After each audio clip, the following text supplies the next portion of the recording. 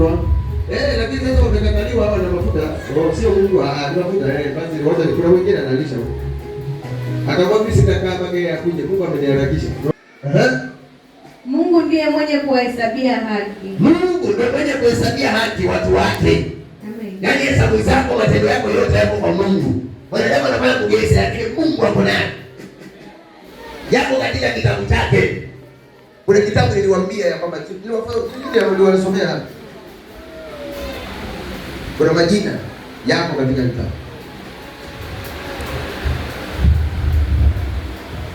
Mimi nawafundisha hapa na tunasahau. Niwashike posa hivi. Naona ameshika kitabu. Unakumbuka ni wapi nilisema hivi? Ni kitabu gani? Hata aliyesoma naombi na amesahau. Angalia. Ina siko hapa. Na kibali. Sina wanafunzi hapa. Wanafunzi nawagiza darasani na wafundisha kila siku. Na sio peke yako, sijui mwalimu wana tafuta wengine na kuna wengine.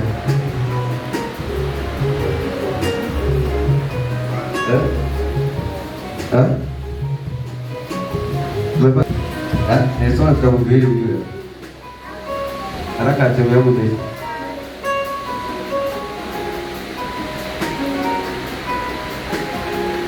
Akitafuta. Amen. Endelea mwisho 37. Ni nani atakayewahukumia adhabu? Kristo Yesu ndiye aliyekufa. Naam. Kwa hivyo sisi sote tumemwendea nani? Aliyetufia msalabani. Amen. Hakuja hapa kwa ajili ya wanadamu. Kwa hivyo yeye ndo anakujua very well. Yaani anakujua vizuri sana. Amen. Amen. Waacha wapate shida. Mungu anakujua. Unajua na watu watakiomba kikohoa kidogo, unajua kwani Mungu wake anamruhusu akoe. Yaani unakaa kama ukiomba, yaani ukimshiku na mafua. Amen. Haleluya. Unajua unaweza kuwa kwa nyumba yenu kuna kila kitu. Lakini kuna siku unatamani yogurt kama mtoto. Usiku sasa unatamani yogurt. Kila siku unapigwa simu. Hata nyinyi ambao mko kwa ndoa, usipoongea huyu bwana anajua yeye kazi yake ni kutafuta pesa na kuja kukula. Kuna kitu unasema kwani anijui kama mpaka uongee. Yeye ana mahesabu mengi. Ama sivyo wanaume? Mwanaume kweli lazima aseme ni kweli. Mwanaume feki hataongea. Na hata yeye mwenyewe anaomba. Sasa yeye mwenyewe anaomba atasemaje kweli? Lakini mwenye kuonga, unajua hao watu wana mambo mengi. Sana hawafikirii kuweka, wanafikiria chakula kipatikane, watoto wakule. Hata meza ya kuweka hakuna. Ndivyo Mungu amerusha bahati. Unajua kuna mahali Biblia inasema usione mtu anakimbia ukaona ni nguvu zake akishinda. Usione mtu anahubiri ukaona ni nguvu zake akishinda. Biblia inasema kwamba si nguvu zile ama si ujuzi wake. Wala si kwa sijumla ni bahati. Na hivyo katika hiyo mahubiri hiyo. Nataka nikuonyeshe hivi, unajua mnanichokesha, hamjui tena. Kama niwarukie saa hii hapa.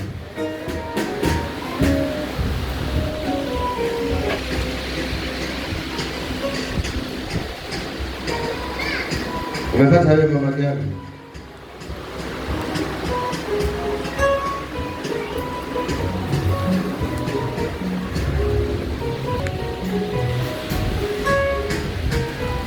Ilikuwa ni hiyo mhubiri. Umepata hapo mahali kwa nani? Ni bahati.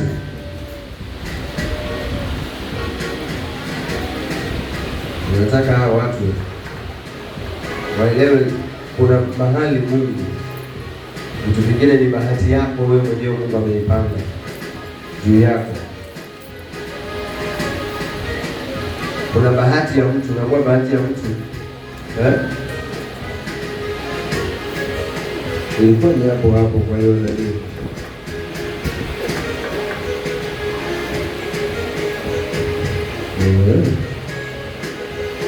Siku niandika hili neno.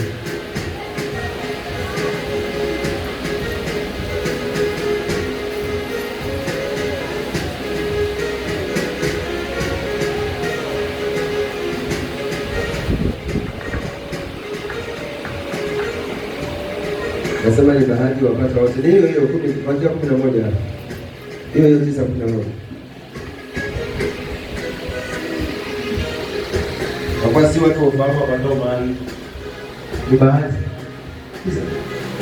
Amen. Kitabu cha Mhubiri 9:11 inasema, nikarudi na kuona chini ya jua ya kwamba si wenye mbio washindao katika michezo. Sasa hiyo unaweza kuwa na mbio na ukatenguka ukaanguka na mwenzako baada ya kupita. Lakini ukapata neema ya kuenda tu na ukaenda. Wewe unaona ni wewe. Kumbe ni Mungu amesema wewe bahati kuendea wewe. Unajua hapo tumeweka laini. Unajua hawa watu wote wametrain na wako na mbio. Inaweza kuangukia wewe na ukachongoka kwa sababu nilipita hao watu na walikuwa wanakuja mbio. Kumbe ni bahati kamekuja kwako. Sikiliza tu unasikia. Amen. Nikarudi na kuona chini ya jua kwamba si wenye mbio washindao katika michezo, si walio hodari washindao vitani, wala si wenye hekima wapatao chakula. Kwa hivyo unaweza kujifanya mtu mwenye hekima nyingi. Vitu vingi yani. Sikiza hili neno, ni mhubiri anahubiria watu yuko katika nani. Sasa sikiliza ni nini ambacho hapa kinaendana na wewe, ama ni kitu gani unaweza kupokea kitu mpaka kikakuinua. Wala si watu wa ufahamu wapatao mali, wala wenye ustadi wapatao upendeleo. Ndio. Lakini ni nini? Wakati na bahati huwapata wote. Yaani kifika wakati wako na bahati yako inakupata kwa kila mmoja. Kuna kitu umesema ni nani Maloba hapa. Unaweza kuwa umesoma kabisa na ukaenda ukapitishwa somersault.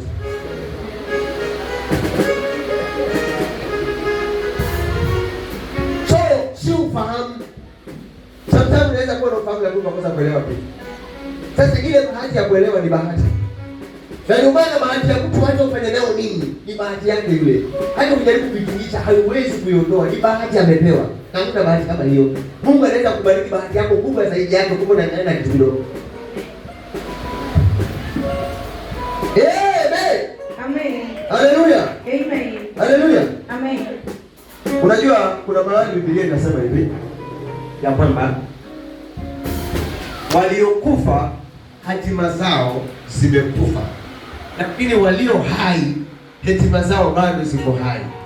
Na akasema hivi ya kwamba chochote ambacho kiko mbele yako na umekipata kifanye kwa bidii. Nilikuwa nisomee wale watoto wangu ambao walikuwa wanaolewa kule huyo mguse wewe. Nilikuwa nisomee ingine sikupata hiyo nafasi kule. Lakini ninazungumza mambo mazuri sana. Umeelewa? Ninazungumza, hebu kuja hapo 9. Hiyo 9. Soma hapo 9.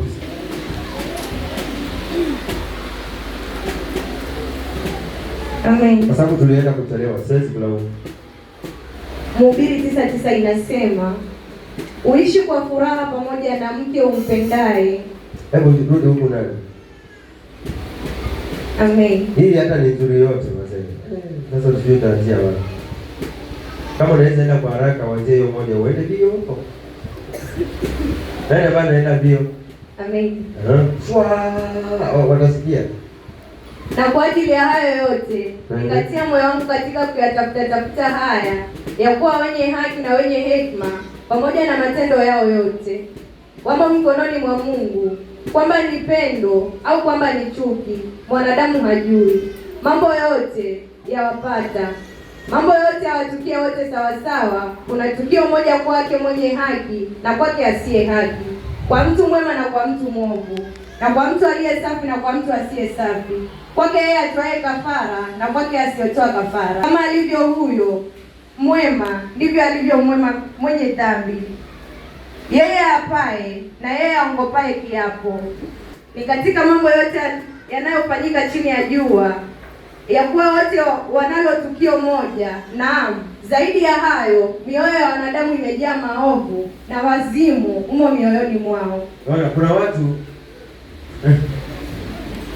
unaweza ona kwa mwenzako uko sawa, unaongea naye, ndio maana ukimkaja kitu asikikumbe unaongea na mwendo wazimu. Hata bibi yako unaweza kukaja kitu lakini umemkanya leo, kesho anarudia. Wewe unaona uko na bibi uko na mwendo wazimu. Naona wanawake wamenyamaza haraka. Si wewe peke yako. Na uko na bwana, sasa najua hiyo utasema wewe ni mwanamke. Jibwana unalipenda, aliona upendo wako, unajaribu kulielezea ili lakini hilo linafikiria tu mambo ya kurudi nyuma. Na wewe mwanamke huwa apendi aibu. Kumbe uko na mwanamke ni mwendo.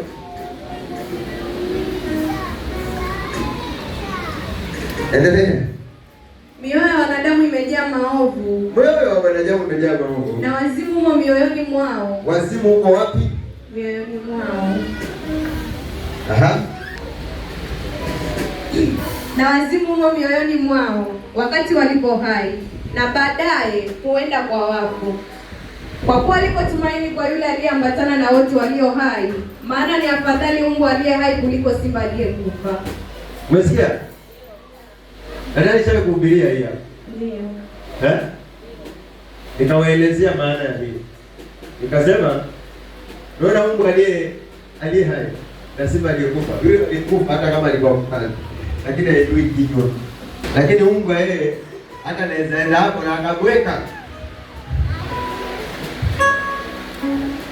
Mtu aliyekufa na kama ni mkali hata ufanye nini hayupo tena.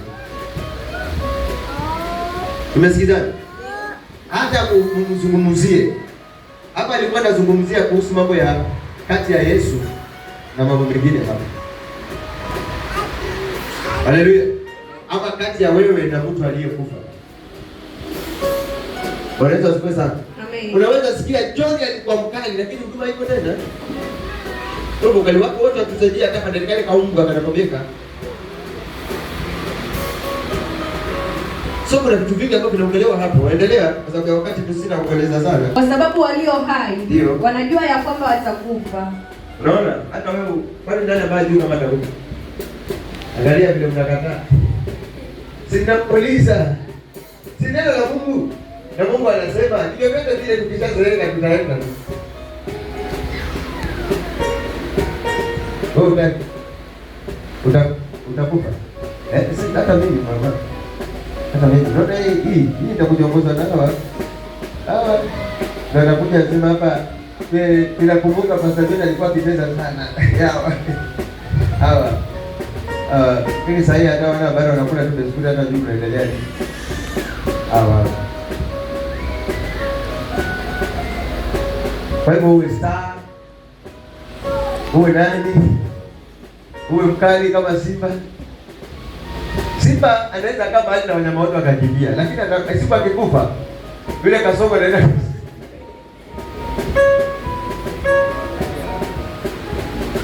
Amen. Amen. Kwa hivyo ni vizuri kujua kuishi na watu. Haleluya. Amen. Ni vizuri kujua kuishi na watu.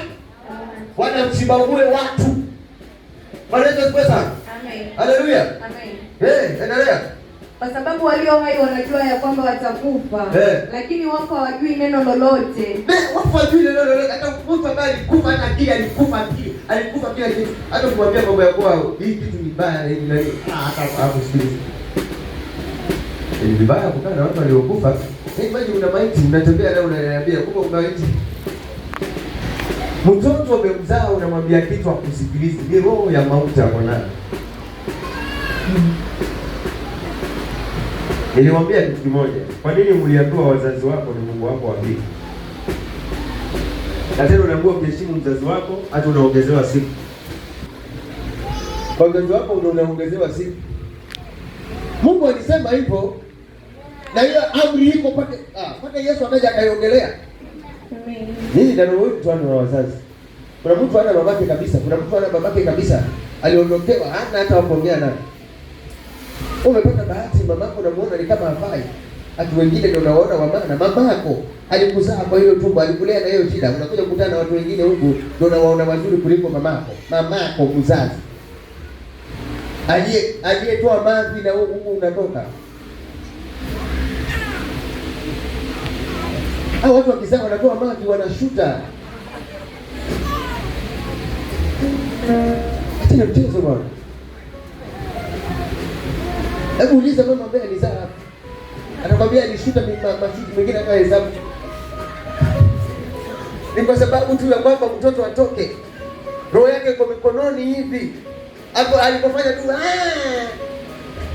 akasema Mungu nashukuru. Pale ni hatari. Ni hatari mazee. Angalia wewe. Wengine wanashindiliwa maneso huku. Bana mambo yanatoka. Nimekaa pale ya Baba Daudi. Nimekaa pale pia sana. Hata Daudi mambo kwa sasa hivi. Anaona hayo mambo. Alionekana na baba anakuwa anafanywa operation. Hata kutogesha tunaenda na muda. Sasa hiyo daktari amelipwa hiyo specialist amekuja kwa masaa. Alafu sasa hiyo wewe unasikia tu daktari anakuambia panda ngazi ushuke. Jamani. Wewe piga hiyo tumbo, unapiga mapaja kama ya hapa uone. Tamuua. Mama saluti sana. Hebu tupige saluti kama wewe ni mama baba. Haya saluti yangu. Na saluti kama mama. Sasa wewe mzee unapiga saluti wewe unachanganya. Mzee naye ndio mkono. Yaani tunaona hata Yesu alikuja kwa wanaume kwanza. Yesu alikuwa kwanza aliyemtembelea alikuwa ni mwanamke, hata malaika aliyemtembelea ni Mariamu. Yusufu aliona wivu na mimba ya Mungu. Aliona wivu na mimba ya Mungu, akamwambia Mungu simwache, hiyo mimba ni yangu, jaribu kumwacha wewe. Usome vizuri hizo vitabu utaviona. Haleluya. Msipende kudharau hao watu. Mungu anawapenda sana. Ndio maana malaika wa mbinguni ni wengi hao. Wanaweza siku sana. Amen. Nenda kukutana mbinguni hao watu wengi. Ubaya nao ni wengi wazuri na ni wengi wabaya. Wanaweza siku sana. Amen. Yes.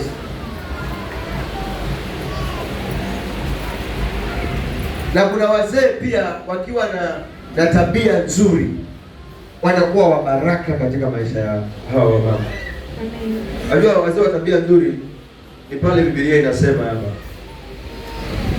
Kuna watu tutafika pale mahali ambapo umefika. Lakini wako hawajui neno lolote wala hawana ijara tena, maana kumbukumbu lao limesauliwa. Mapenzi yao na machukio yao na husda yao imepotea yote pamoja, wala hayana sehemu tena katika jambo lolote litakalofanyika chini ya jua. Wewe nenda zako ule chakula chako kwa furaha, unywe mvinyo yako kwa moyo wa kuchangamka, kwa kuwa Mungu amekwisha kuzikubali kazi zako. Mavazi yako na yawe meupe siku zote, wala kichwa chako. Unajua sometimes wewe unajaribu kuambia Mungu akishakubariki fanya. Sio kukufa hutafanya. Ndio. Pewa chochote na Mungu. Atunagerekea fanya. Fanya. Kumbe unapofanya kile kitu kwa sababu Mungu amekupatia, hata unamfurahisha Mungu. Amen. Sio kama umepewa nguo na kila siku narudia nguo ile unamwendesha mume wako. Unaendesha mume wako. Umepewa pesa ya kwenda kusoka, soka vizuri sana. Umepata mafuta ya kujipaka, jipake, watu wakuonee gere. Jipende. Amen. Siku ukikufa praise. Unajua hata kwa mafuta yako ni gani wewe? Tayari. Ya nazi na chumvi. Ama tukumwagie marasi tu. Fika pale. Sikii kama itakuwa hai, kuna pasta mwingine anakombea hapa kwa pasta leo. Ina Magdalena, ina Baloga. Nasema tulikupenda sana, baba alitangulia mtoto wake amemfuata baba. Hao vijana vingine wakati huo ndio wanatuzika. Unajua hao vijana wao ndio wakiwa vizuri hao. Wakina Meja na hao wakina Solomon na akina Harrison. Hapa ndio watakuja kumzika kama watabeba vizuri. Wanapaka michanga wale. Maana wamekuwa wamevaa kama hizi. Sasa wanapaka michanga kila moja ambaye anampenda baba anamwaga nini? Michanga. Mwingine atasherekea. Mwingine anasema ondoka na ubaya wako, ondoka na usharati wako, ondoka Na nini ingine?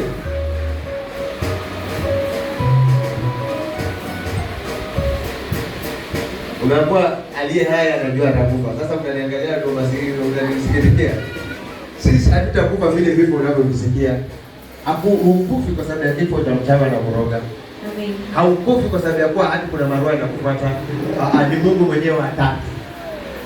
Yeye aliyekuleta yeye mwenyewe hataki. Sisi hatukufi ovyo ovyo. Sisi tunaishi bali. Aya, tutaenda mbali. Amen. Tutazeeka sana. Hata wale watakuwa kusika nao watakuwa wamezeeka. Amen. Basi akina Meja anakuwa wamezeeka hiyo sasa. Sika wamezeeka, wazee wanazika wazee. Hatukufi ovyo ovyo. Sasa msiniache kuniwekea shiko ya huruma hapa. Amen? Amen. Maliza. Malishe. Wala kichwa chako kisikose marhamu. Sasa msikia mama, hizo vitu visikose marashi. Fungo. Kitole cha kilemba. Kipose kile wewe. Paka marashi, paka ile mafuta. Kuna mafuta mnaletewa. Na ndipo anasema ni mhubiri anasema hivyo. Amen. Sasa unaweza kumkataza mtu na nywele zake. Kichwa ni chake, mwili ni wake, unakuhusu na nini?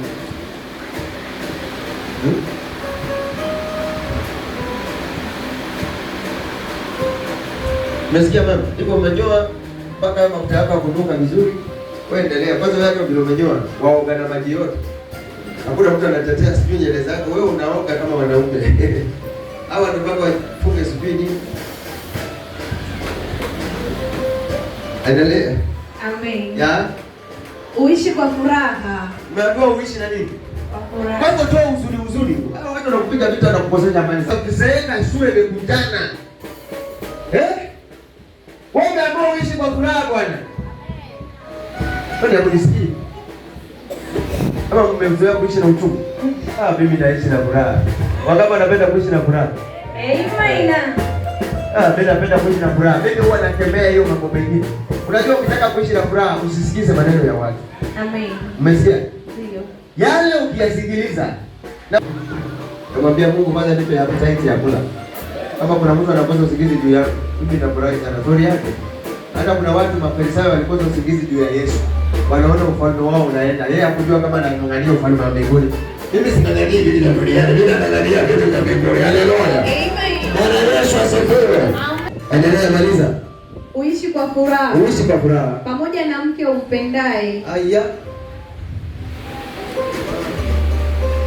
Ndio mimi nilikuwa nataka kuwahubiria wale. Umesikia? Na sasa imekuja kwetu. Yule ambaye ako na mke, yule ambaye ako na mchumba, na yule ambaye ako na kulusumu shauri yake, yule ambaye ako na kisezeta. Alitekeshe tu. Bwana Mungu amemwambia. Unajua kuna wanaume wengine ni mazezeta. Anaweza toka kwa nyumba akaja kuuliza, "Umeona huko nje na umekuwa kwa nyumba?" Wewe jua tu mtu ulionaye. Hata kwa walipozaliwa alianza kuangaliwa mara mbili. Au kujua ni mtu gani.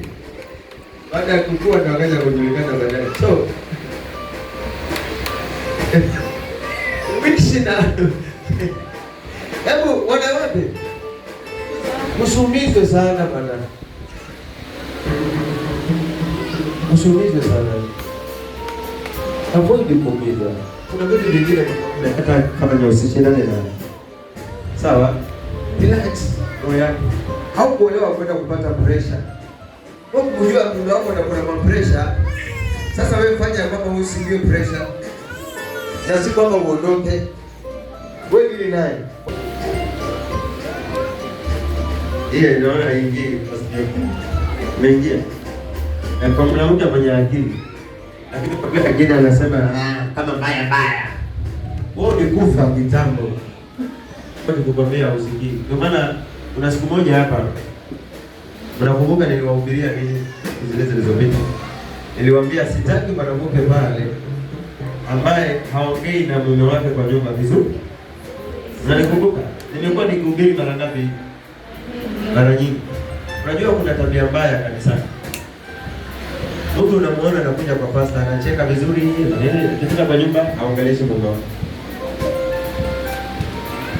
Wewe kama amani inaanzia huko. Mnakuwa muishi na amani wapi? Wapi? Mungu anabariki mahali palipo na nini? Lakini kama hakuna amani hapo nyumbani, unabarikiwa aje? Hata nikigombea hakuna baraka. Kama wewe mwanaume anatafuta na wewe ndio unamkosesha amani, anapata wapi? Ila akipata ni kile cha chakula, hakuna cha kuweka. Hata unakuja hapo na complain ya sina nywele, sijanisonga, sina mafuta. Unayakosesha wewe. Leta amani uone. Anaweza enda kazini akapata ka promotion. Anaweza tembea akapata kibarua kidogo akapewa 10,000. Kumbe ni wewe tu unaenda kununuliwa wewe. Amen. Amen. Nikasema kwamba pale kama mtu ako na mke wake, hakikisha ukikuja pale kuja kunisalimia vizuri na kucheka huko nyumbani uone unacheka. Maana hao wanaume wanaweza niona kama mimi kwa nini ananicheka na baba vizuri, lakini mimi nataki na mimi. Naweza sikiziwa na wewe. Na mume wako. Unaona wanaume wanaweza bidi wanaume wenzao. Wanaume wana wivu. Nasikia wewe unasema hivyo sana. Wewe unasema mwanamke ana wivu. Wewe mwanamke hauna wivu. Mwanamke ndio ana wivu, ni vile hataki kuongea. Wivu wa mwanamke huwa haongei. Akiona wivu sana, akiona nimeshinda na kwake. Ama kuwasha moto. Lakini wewe una wivu kwa unajia. Yeye alipi. Wewe una wivu kwa una pesa ukiongea kilo neno moja. Kuna sehemu kama niko kwa ndio nasoma sima, sehemu kama niko kwa ndio watu kwa ngapi.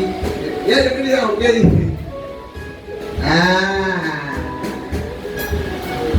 Haleluya. Amen. Kama kuna mtu ana wivu. Bwana.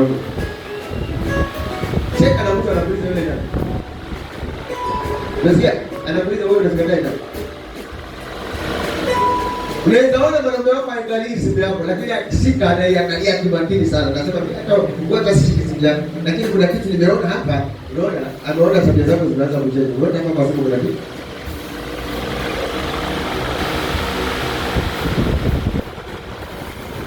Umetulia vizuri kweli. Kama wewe wasikilizaji. Kwa anasema ongea kitabu zinaenda kwa sababu kuna jambo nyumbani. Kwanza ninajaa. Amen. Naweza enda kumtana na mwenye nyumba. Kumbe Mungu anataka utulie kidogo. Kwa mwenye shida zimejaa kibao. Baada unakuja kanisani Mungu anakupa amani. Haleluya. Amen. Leo usiniharakishe. Hebu tuende kidogo. Uishi kwa furaha pamoja na mke umpendaye. Uishi kwa furaha pamoja na mke. Ni neno zuri sana pasa alihubiri watu wanaoana. Na ni watu kwa hapa wengine wanaoana. Haleluya. Amen. Kama sasa hivi tuna ndoa mwezi wa Disemba. Haleluya. Amen. Yeah. Hapa.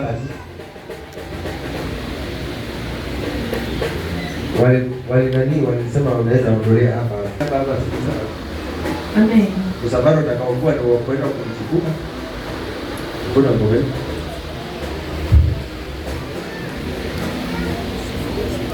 Na very soon kuna ndoa nyingi sana mbele yangu. Ndoa nyingi sana mbele yangu. Kuna mmoja alinipata akaniambia bado kidogo tu hata nikatongoze kaingiliane mmoja. Acha kukataa wewe.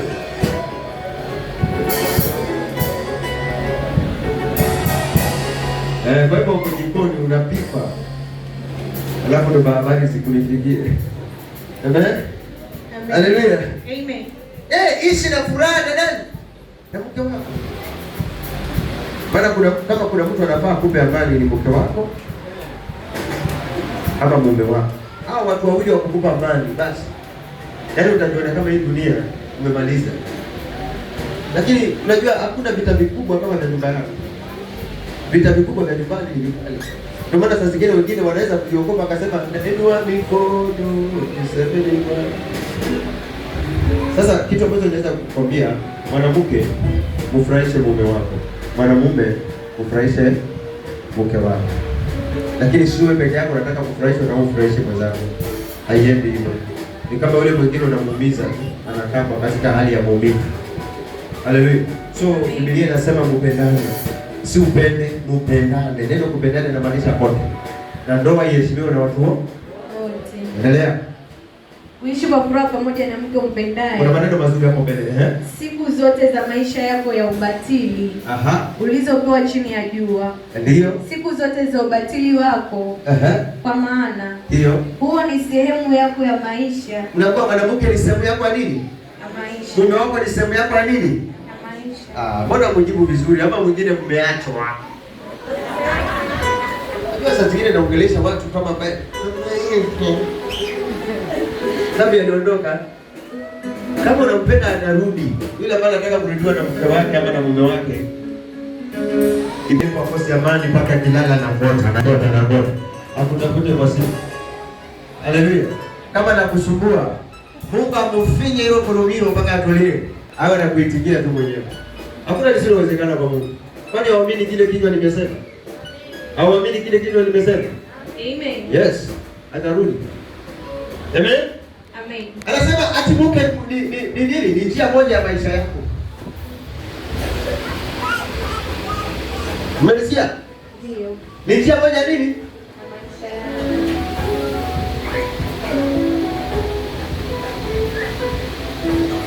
Ni wangapi wameolewa hapa? Wale ambao wanaishi na bwana zao inabidi niulize. Ndio mimi naona. Nyosha mkono kama una bwana. Wewe jinsi kama una bwana hapa. Huko. Wewe nyosha mkono hapa. Ndio bwana na wajashi mikono. Pakakaje. Ama mnamkata kwa kuondoka. Jamani, si ndio ndo wazee nyinyi.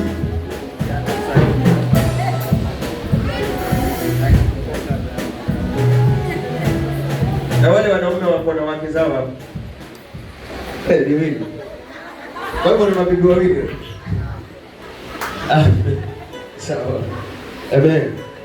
Sasa umesikia huyo mwenza wako ni sehemu moja ya maisha yako. Alafu kwa maana huo ni sehemu yako ya maisha. Huo ni sehemu yako ya maisha. Na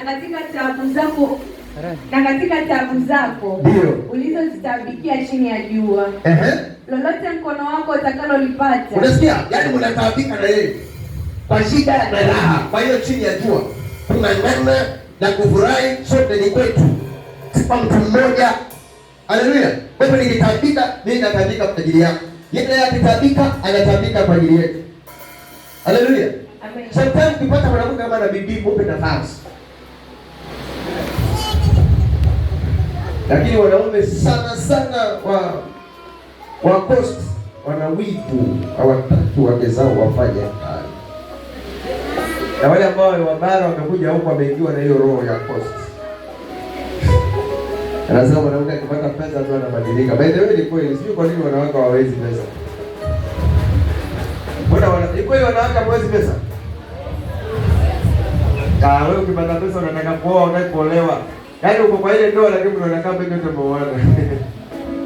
Hiyo ndio shida.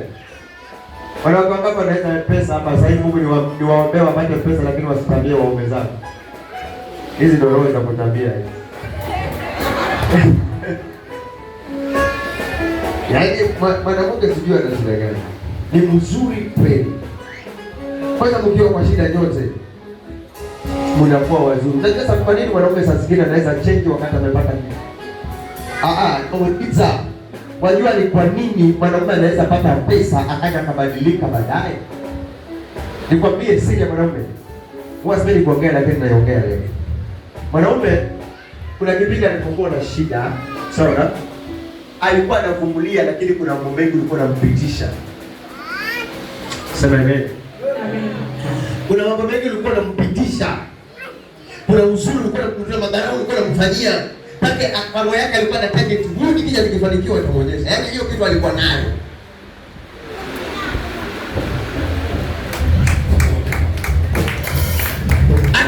Anasema yaani mimi ninalishwa na nitolea. Mume gani wewe? Nini? Alikuja kwa hata hivyo tu aje. Labda tuko nyuma.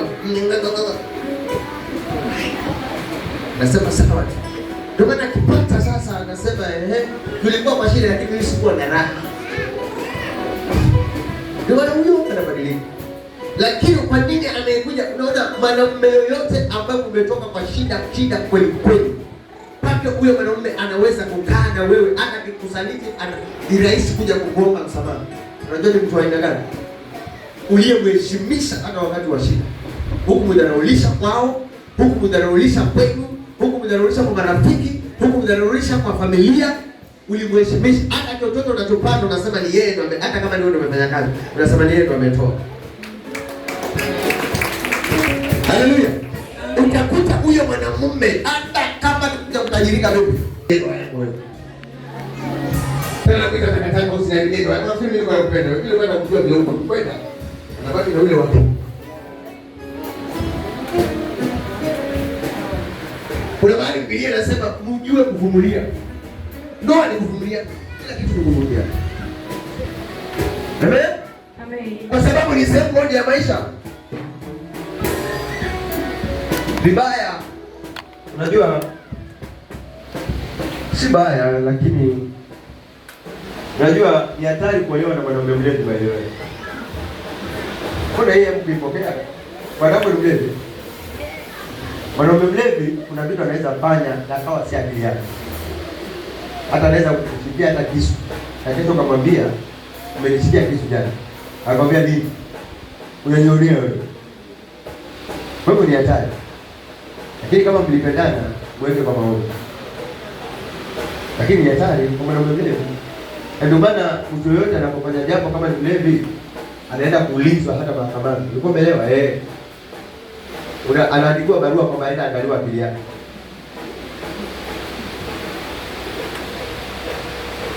Umesikia? Na wanaume walevi jamani, mimi naambia nyinyi wanaume ambao mnapenda kulewalewa au ovyo bila formula, kwenda hakuruhusiwi. Haleluya. Unanuka ukilewa.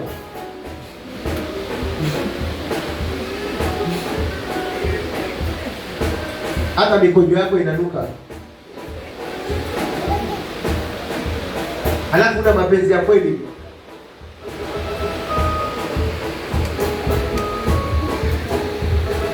Unafanya kama unabaka mtu.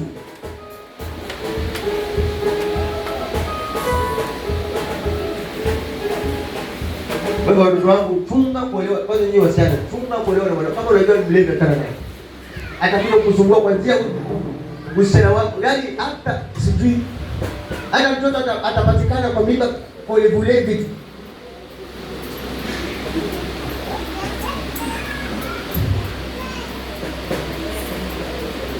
Kwa hivyo kama mume wako ni mlevi utakuombea aache pombe. Ndio nikupatie kila siku nakupatia jichumvi. Mweke maji chumvi. Amen. Tutakutunga salt mpaka atapike hiyo. Nilipatana na walevi hapa na wengine wanacheka walikuwa walevi hapa. Na tukawadunga chumvi mpaka sasa wanasema nainua mikono. Amen. Chumvi na maombi. Wewe chakula chumvi nyingi cha Yesu. Ni chakula na chumvi nyingi hakula tu yangu hivi. Wewe ndio umeelewa kwa sababu unaona kuna chumvi nyingi. Haleluya. Mwanaume mlevi ni shida. Yeye anaweza kukutisha mahali kuna watoto. Unaona hiyo ni heshima gani? Anaweza kuwa wewe umekuja hapo na wageni wako wamekuja hata hawana bahara. Mke wako tayari basi nimekuja. Naonekana mlevi ni hatari. Mwanaume mlevi ni hatari. Na ukweli si uongo. Angalia. Wale ambao kuna wanaume walevi wanajua kile naongea.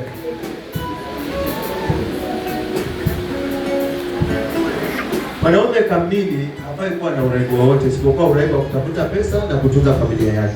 Amen.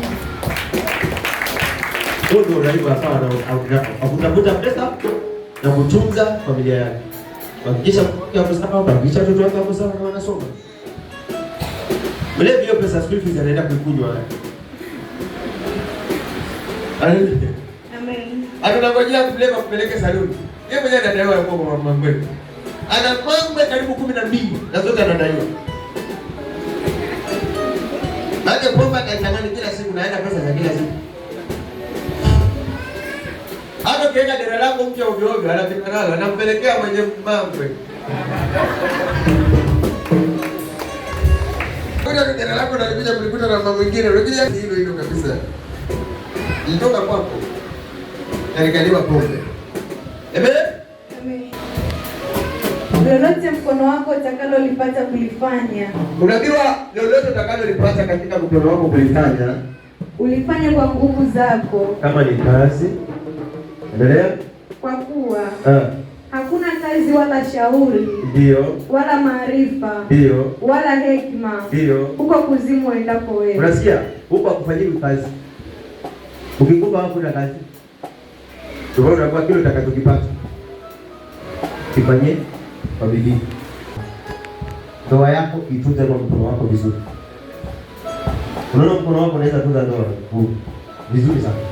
Na ukafanya kazi ya kuridhisha hiyo ndoa, na ukafanya kazi ya kuridhisha moyo wako na maisha yako. Unaelewa? Unaweza kuweza? Amen. Yes. Mungu ambaye amekupatia. Sasa inategemea. Wanaume usiwe mtu wa kuinulia mkono wako saa zote, umeamua ni kufanya kazi wako kupiga. Basi inategemea. Unajua unaweza ambia hiyo mtu anakaja akapaka paka yako. Okay. Sistamini. Siku jamaa kukusabuswa. Wafikiri mimi nikuja hapa kupiga.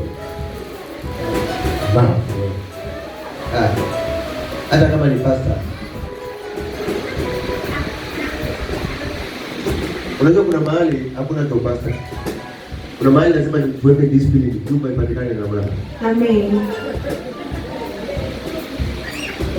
Unajua kuna wazoea vibaya watumishi wa Mungu, ati hao video ya tu kapeni watu. Unauliza wanajua wa pastor. Lakini Biblia ilikataa na kusema pastor sio mpigaji wa watu discipline. Yaani viko wakati unakushukua.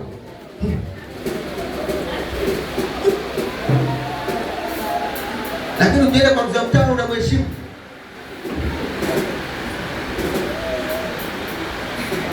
Ukienda kwa chama vile juu vile anti.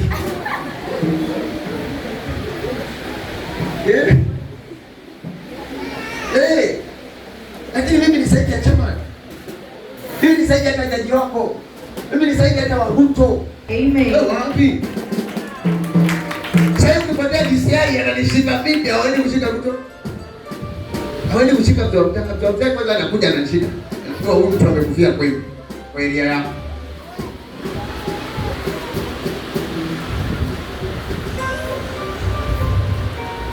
Subutu. Shimu naye kana. Amen. Unaelewana? Kile Mungu amekupatia kitunze. Amen. Kwa hiyo mikono imebarikiwa.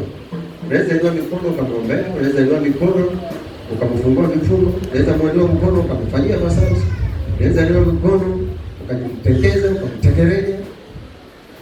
Lakini mikono yako ndio hakuna kufura tu, wala kuna pangusa mdomo na kula chakula changu. Yaani unakula chakula changu ndio kuletea na kuna nikulia alafu.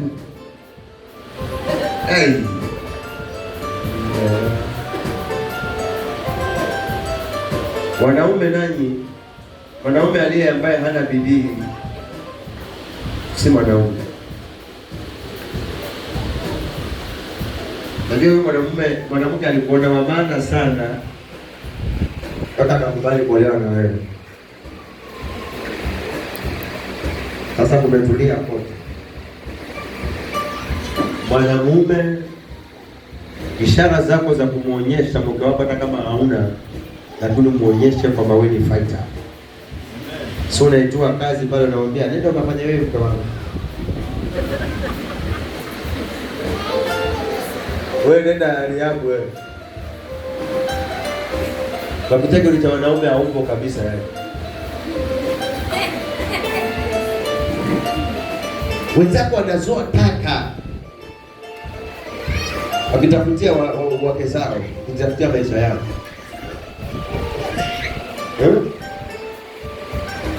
Wengine wanauza hata fagio na ni wanaume. Alafu unajifunga tu kikoi. Na huna hata shilingi. Ati mke wako analeta. Unalia watu unakula simu. Unakula simu kipochimajua sasa hivi. Hiyo hapo. Na waletewa. Alafu unakula na kuangalia. Sema jinga hili. Ukizubaa praise Bwana sasa hivi. Ndio siende kumuuliza. Mimi najua huyu mama hayupo. Wewe una hivyo. Hawezi kumuuliza lakini akizubaa Bwana. Unasikia wewe mzee kanisa? Aya. Muonyeshe kwa hiyo. Alafu hao watu wanahitaji tu kupendwa. Yaani walikuja kwako ili wapendwe. Usionyeshe madharau. Wewe unaona mwili wote unatulia tu hapo juu. Wewe unaona mtu anakuja kiasi gani? Unatulia. Lakini hawezi beba maiti.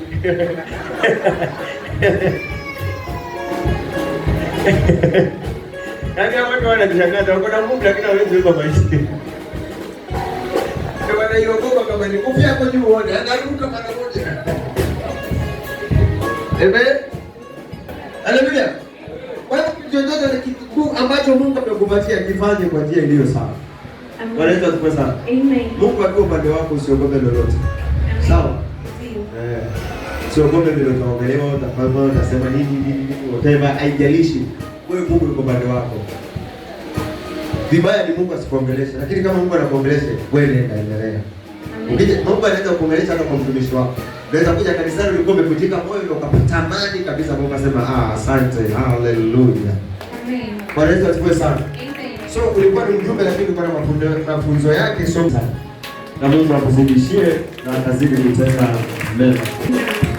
Mungu akatende mema siku zote za maisha yako na ukaweze kubarikiwa zaidi. Amen.